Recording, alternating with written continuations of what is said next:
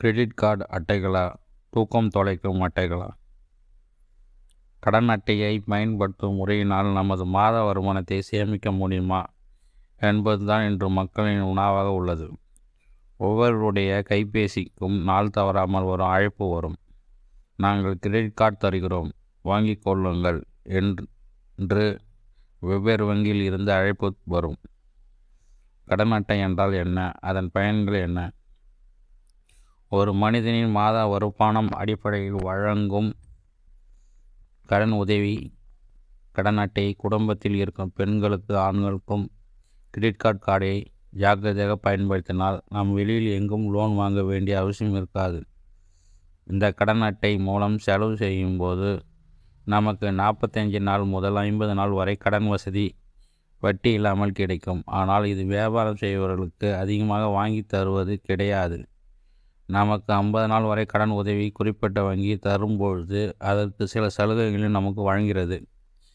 வங்கி நமக்கு வழங்கிய கடன் அட்டையை பயன்படுத்தும் மாதம் நாம் செய்யும் செலவினங்களுக்கு தொகையை குறிப்பிட்ட தேதியில் வங்கி நமக்கு அனுப்பும். அந்த தேதியிலிருந்து 15 நாட்களுக்குள் அந்த பில் தொகையை மொத்தமாக செலுத்திவிட வேண்டும்.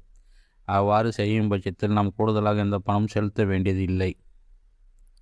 நம்மால் ஒவ்வொரு மாதமும் அந்த தேதியில் எவ்வளோ பணம் செலுத்த இயலுமோ அந்த தொகையை மட்டும் கடன் அட்டையை பயன்படுத்த நமக்கு நாமே கட்டுப்பாடை வைத்து கொண்டால் கவலையின்றி இருக்கலாம். ஆனால் கடன் அட்டையை கடனுக்கு வாங்கும்போது அதிகப்படியான வட்டி செலுத்த வேண்டியிருக்கும். அதனால் நாம் வரவறிந்து செலவு செய்து கூடுமானவரை கடன் அட்டையை பயன்படுத்தி தவிர்க்கும். கையில் பணம் கொடுத்து வாங்குவதை பழக்கத்தில் வைத்துக் கொள்ள வேண்டும். ஒரு பொருள் நாம் ஆன்லைனில் அல்லது கடையில் வாங்கும் பொழுது மாதத்திற்கு தகுந்த மாதிரி பிடித்து வாங்கி முடித்து கொள்ளும்.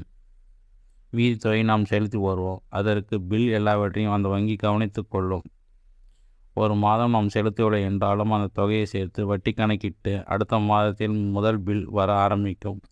இதனால் அதற்கு அபராத தொகை வட்டி என போடுவது ஜிஎஸ்டியும் நம்மிடம்தான் வசூல் செய்யும். இதனை உணர்ந்து நம் வங்கி அட்டையை பயன்படுத்துவோம்.